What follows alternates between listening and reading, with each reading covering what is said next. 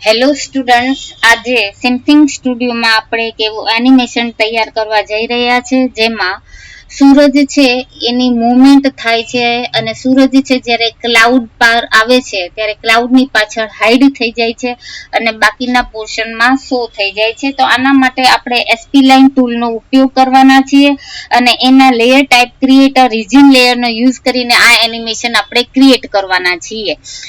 તો સૌ પ્રથમ સિન્ફિંગ સ્ટુડિયો છે એને ઓપન કરો. ત્યારબાદ ફાઇલ ઉપર ક્લિક કરો, ઇમ્પોર્ટ ઉપર ક્લિક કરો અને જે જગ્યાએ તમે ઇમેજ છે નેચરલ સીન વાળી સેવ કરી છે ત્યાંથી ઇમેજને સિલેક્ટ કરીને ઇમ્પોર્ટ કરી દો. મેં પેઇન્ટ વિન્ડોની અંદર ઓલરેડી એક નેચરલ સીનની ઇમેજ છે ડ્રો કરી રાખી હતી, બરાબર. તો એને મેં ઇમ્પોર્ટ કરી છે. તમે પણ ગૂગલમાંથી રેડીમેડ ઇમેજ લઈ શકો છો, અધરવાઇઝ તમારી જાતે ડ્રોઈંગ ટૂલનો યુઝ કરીને કોઈ પણ ઇમેજ છે એને ડ્રો કરીને એનો યુઝ છે એ તમે કરી શકો છો. તો આવી રીતે ડક છે એને ઇનસાઇડ અને આઉટસાઇડ ડ્રેગ કરવાથી જે ઇમેજ છે એને કેનવાસની સાઇઝ પ્રમાણે ફિટ કરવાની છે. હવે પહેલું સ્ટેપ હતું પિક્ચરને કેનવાસ પર ઇમ્પોર્ટ કરવાનું. ત્યારબાદ સેકન્ડ સ્ટેપ છે આપણે સન છે એને ડ્રો કરવાનો છે. તો એના માટે હું સર્કલ ટૂલનો યુઝ કરું છું અને અહીંયા સન છે એને ડ્રો કરું છું. ત્યારબાદ ટ્રાન્સફોર્મ ટૂલ પર ક્લિક કરીશ અને સનનો સૂરજ છે એનું આ જે ગ્રીન ડક છે એના ઉપર ક્લિક કરી અને એને મૂવ કરીશ. એની પોઝિશન છે હું સેટ કરી લઉં છું. ત્યારબાદ એસપી લાઇન ટૂલ ઉપર ક્લિક કરવાનું છે. એસપી લાઇન ટૂલનું લેયર ટાઈપ છે એ ક્રિએટર રીજિયન લેયર જ સિલેક્ટ કરવાનું છે. ક્રિએટર રીજિયન લેયર સિલેક્ટ કર્યા બાદ જે જગ્યાએ તમારે સનને હાઈડ કરવો છે કે બરાબર એ જગ્યાએ તમારે લેયર છે ક્રિએટ કરી દેવાનું છે. તો આવી રીતે એસપી લાઇન ટૂલની મદદથી હું આ રીતે સન જે છે લેયર ક્રિએટ કરું છું. જ્યાંથી એસપી લાઇન ટૂલ ડ્રો કરવાની શરૂઆત કરી છે ત્યાં જ રાઈટ ક્લિક કરવાનું છે. મેનુ દેખાશે એમાંથી second last option loop SP line પર ક્લિક કરવાનું છે અને ત્યારબાદ ટ્રાન્સફોર્મ ટૂલ પર ક્લિક કરવાનું છે. હવે એસપી લાઇન અને સર્કલ બંનેને કીબોર્ડમાંથી કંટ્રોલ કી પ્રેસ કરી અને સિલેક્ટ કરો. ત્યારબાદ રાઈટ ક્લિક કરો અને ગ્રુપ લેયર ઉપર ક્લિક કરો. ગ્રુપ લેયર પર ક્લિક કરો અને ત્યારબાદ એસપી લાઇન ટૂલ છે એના ઉપર ક્લિક કરો. ખાલી એસપી લાઇન ટૂલને સિલેક્ટ કરો અને એની બ્લેન્ડ મેથડ છે અને આલ્ફા ઓવર કરો. હવે આટલું થઈ ગયા બાદ આપણે ફરીથી એસપી લાઇન ટૂલ ઉપર ક્લિક કરવાનું છે અને જે આ બીજા નંબરનું ક્લાઉડ છે ત્યાં આપણે એસપી લાઇન ટૂલની ઇફેક્ટ આપવી છે.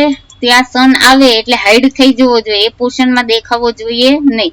તો આપણે ત્યાં પણ એસપી લાઇન ટૂલથી રેક્ટેંગલ ડ્રો કરશું. જ્યાંથી ડ્રો કરવાની શરૂઆત કરી છે ત્યાં જ માઉસ પોઇન્ટર રાખીશું, રાઈટ ક્લિક કરીશું અને એમાંથી second last option loop SP line પર ક્લિક કરીશું અને ટ્રાન્સફોર્મ ટૂલ ઉપર ક્લિક કરીશું. હવે આ સેકન્ડ લેયર જે છે એસપી લાઇનનું એને આપણે સિલેક્ટ કરીશું અને એની બ્લેન્ડ મેથડ છે આલ્ફા ઓવર કરીશું અને ટ્રાન્સફોર્મ ટૂલ ઉપર ક્લિક કરીશું. હવે આટલું થઈ ગયા બાદ એનિમેશન એડિટિંગ મોડ છે એ ઓન કરવાનો છે અને સર્કલ ટૂલને સિલેક્ટ કરવાનો છે. હવે કી ફ્રેમ ઉપર ક્લિક કરતા જવાનું છે અને સનને મૂવ કરાવતા જવાનું છે. તો આવી રીતે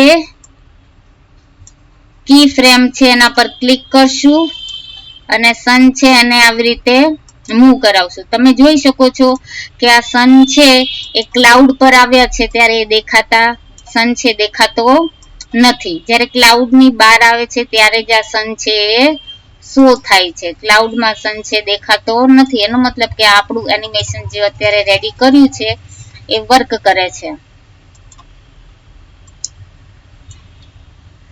જેટલી સ્પેસમાં તમે લેયર ક્રિએટ કરેલું હશે એસપી લાઇન ટૂલની મદદથી ત્યાં સન છે હાઈડ થઈ જશે, બાકીના પોર્શનમાં સન છે એ શો થશે.